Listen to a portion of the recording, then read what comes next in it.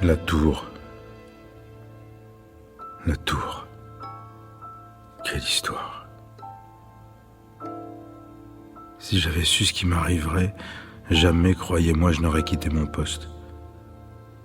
J'étais mainteneur depuis tant d'années, je devais le rester jusqu'à la relève. Toutes mes forces étaient concentrées sur un seul but, entretenir mon secteur. Mais la situation était devenue intenable. Plus une heure de répit, plus une colonne qui soit vaillante, partout des ruines. Et cet inspecteur qui ne se décidait pas à venir.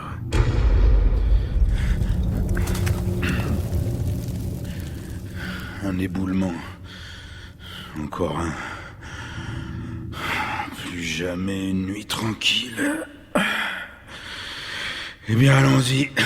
Arrangeons ça avant que tout s'écroule. Un peu de lumière.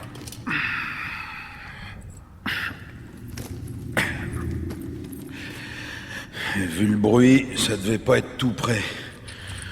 Je vais encore devoir arpenter toute la zone.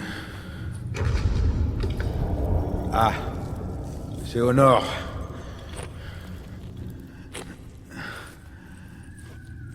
Voilà. En haut de la colonne. Ça a l'air sérieux. Si je ne fais rien, c'est toute l'arche qui va s'effondrer. Et tout de même, ils ont de la chance de m'avoir. Ce mortier est vraiment trop vieux.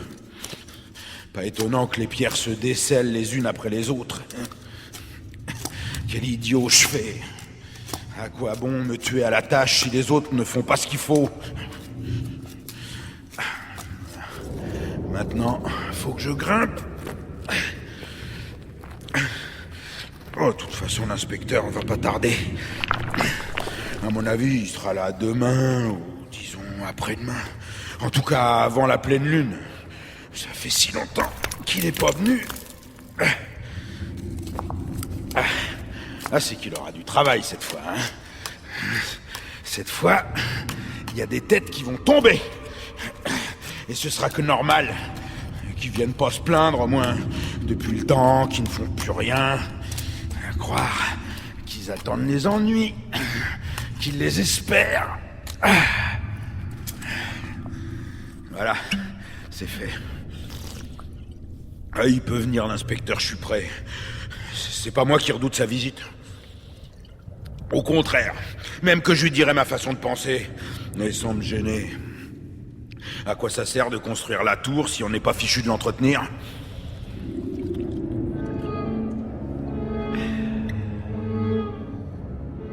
Les jours passaient, la situation s'aggravait, et l'inspecteur n'arrivait pas. Je lui avais déjà écrit tant de lettres sans recevoir de réponse. Monsieur l'inspecteur, permettez-moi de vous dire que cela ne peut pas durer. La construction de la tour est bonne, je ne mets pas en cause sa qualité, mais les années qui passent rendent les choses plus difficiles et... Oui, je comprends, monsieur l'inspecteur. Bien sûr, tout cela a été réfléchi. Toutes choses ont une raison, je comprends parfaitement. Mais... Peut-être, monsieur l'inspecteur, si je peux me permettre une remarque, les territoires de maintenance sont-ils trop vastes? Un assistant me rendrait de grands services, je le formerais, ce serait une manière de préparer la relève. On ne serait pas trop de deux pour arracher ces plantes. Regardez ça, toujours à vous ronger les pierres, saleté de liane. Si solide qu'elle vous écorche les mains. À la racine, monsieur l'inspecteur, c'est à la racine qu'il faut prendre le mal. Ça y est. Ça recommence. À croire que ça finira jamais. Et maintenant, voilà le mur de séparation qui commence à tomber. À quoi bon tout ce travail s'il n'est pas soutenu par celui des autres mainteneurs? C'est leur faute aussi. Leur faute à ceux de la base. Plus d'inspection, plus de passage, plus de courrier, rien. Croit-il que nous allons continuer à nous démener si personne ne se préoccupe de nous? Moi, je travaille, bien sûr. Mais les autres, hein? Les autres... Ces cloisons sont absurdes! Quelle idée de séparer les secteurs! Impossible de comprendre ce qui se passe à 200 mètres d'ici. Impossible de voir les autres mainteneurs. Hé! Marcello! Tu es là? Marcello! Tu réponds pas, hein? Tu réponds jamais. T'es peut-être devenu sourd au fond. T'es sourd? Si ça se trouve, il est mort. Et l'inspecteur, peut-être qu'il est mort, lui aussi. Et moi qui m'agite comme un vieil imbécile. De toute façon, il viendra plus, cet inspecteur. Je le sais très bien, je l'ai même toujours su. S'il avait dû venir, il serait déjà venu. Rien à faire. Va falloir que je descende jusqu'au pied de la tour. Il faut que j'en réfère à la base. D'ailleurs, je manquerai bientôt de mortier. Ouais. Y a pas à dire. Je dois descendre. Ah, je les entends d'ici. Giovanni Battista, vous êtes mainteneur. Vous n'aviez pas à quitter votre poste. Il fallait attendre le passage de l'inspecteur au lieu de vous substituer à lui. Messieurs, laissez-moi vous expliquer. Croyez-vous que nous ne connaissions pas notre métier? La tour est en excellent état, ne craignez rien. Seulement, la construction requiert toute notre énergie. Nous n'avons pas le temps de venir vous dorloter. Retournez à votre poste, puisque vous êtes soucieux de l'état de votre secteur. Il a dû s'en passer des choses en votre absence. Nous ne vous payons pas pour vous promener. Me payer... Tu parles... J'arrive même plus à me nourrir. Si au moins il répondait à mes lettres, ne serait-ce que de temps en temps. Je demande pas grand-chose, un simple billet, quelques lignes. Patience, nous arrivons, ou l'inspecteur sera chez vous dans 2 semaines, enfin, quelque chose, quoi.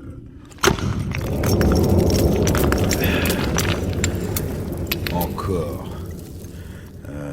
Giovanni, mon vieux, engueulade ou pas, tu partiras demain matin.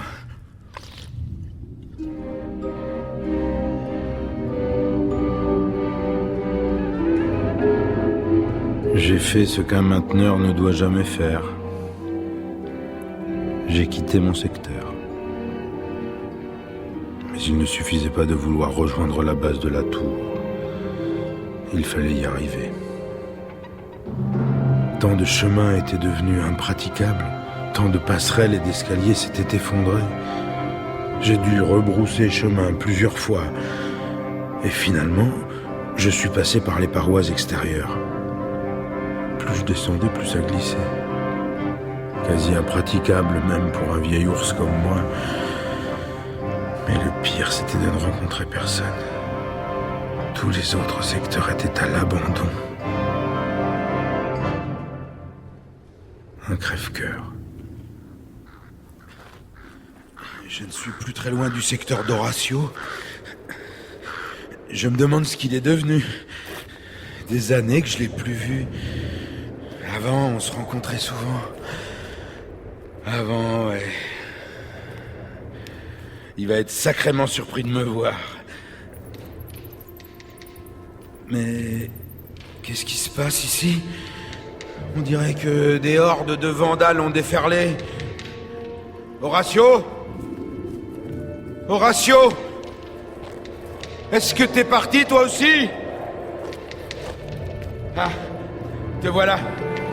Mais qu'est-ce que tu fais avec toute cette flotte? Hé, Horatio, c'est moi, Giovanni, tu te souviens quand même? Ah, bon sang, mais qu'est-ce que tu fabriques? Pourquoi tu balances toute cette eau dans cette rigole? Remets-toi au travail, mon vieux. Ressaisis-toi. L'inspecteur peut passer d'un jour à l'autre. Tu te rends compte du rapport qu'il va écrire s'il trouve ton secteur dans cet état? Allons, Horatio, du nerf. Rien n'est encore perdu. Tiens, je vais te donner un coup de main.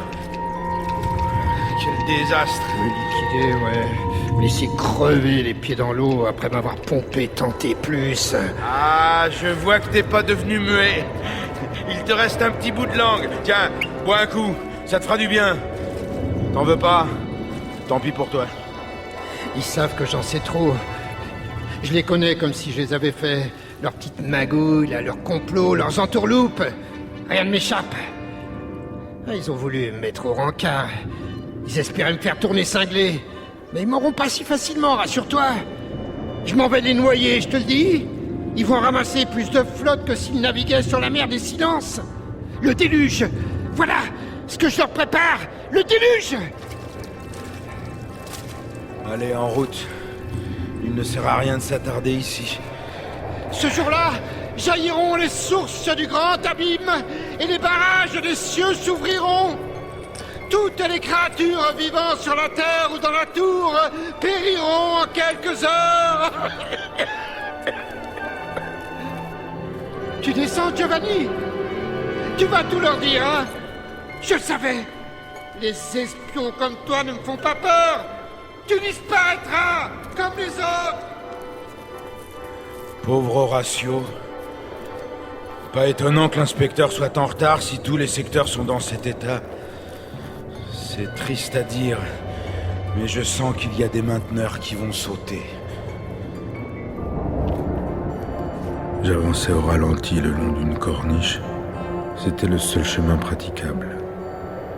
Les pierres étaient de plus en plus branlantes, de plus en plus glissantes. Combien de temps me faudrait-il pour rejoindre la base ?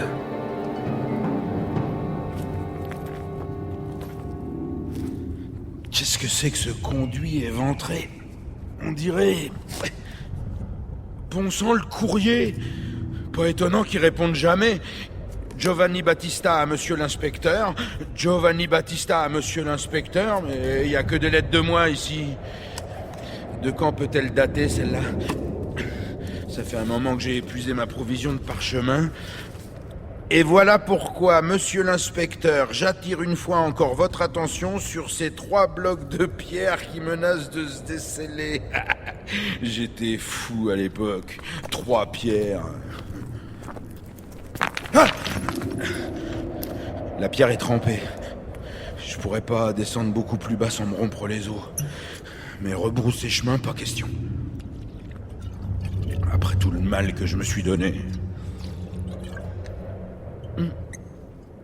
Qu'est-ce que c'est que ce drôle d'engin ? On dirait une de ces voilures dont on se servait autrefois pour descendre les pierres. La structure est presque intacte. Peut-être que ça suffirait à freiner la chute d'une bedaine comme la mienne. J'ai rafistolé les voiles du mieux que j'ai pu. De toute façon, je n'avais pas le choix. Il ne restait que la voie des airs. Faut bien l'avouer, j'emmenais pas large quand je me suis lancé dans le vide comme une vulgaire feuille morte. À la grâce de Dieu, et advienne que pourra. Hurrah ! Ça marche. Je vole. C'est magnifique. Eh bien, si j'avais su, je serais parti comme ça beaucoup plus tôt. Bon. À ce rythme-là, je vais bientôt pouvoir distinguer la base. Hé ! Bon sang, que se passe-t-il ? Voilà que je remonte. Je suis pris dans un courant d'air chaud. Et c'est que ça grimpe sacrément en plus. Eh bien, soit. Puisque je peux plus descendre, je monterai. Et faute d'avoir atteint la base, je m'adresserai à ceux d'en haut. J'irai parler aux pionniers. La pluie maintenant. Et qu'est-ce que c'est que tous ces oiseaux ? Arrière, vous autres ! Fichez-moi le gars ! Crénon, que se passe-t-il ? Oh là, ça va pas, non ? Giovanni, ce coup-ci, c'est la fin. Adieu, mon vieux. Ah !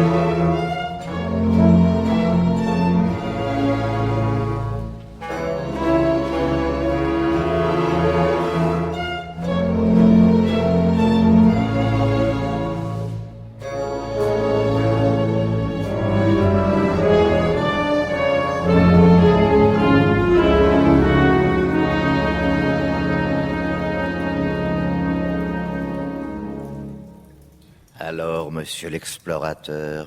Il semblerait qu'on se décide à émerger du grand sommeil. Qui êtes-vous? Je suis chez les pionniers.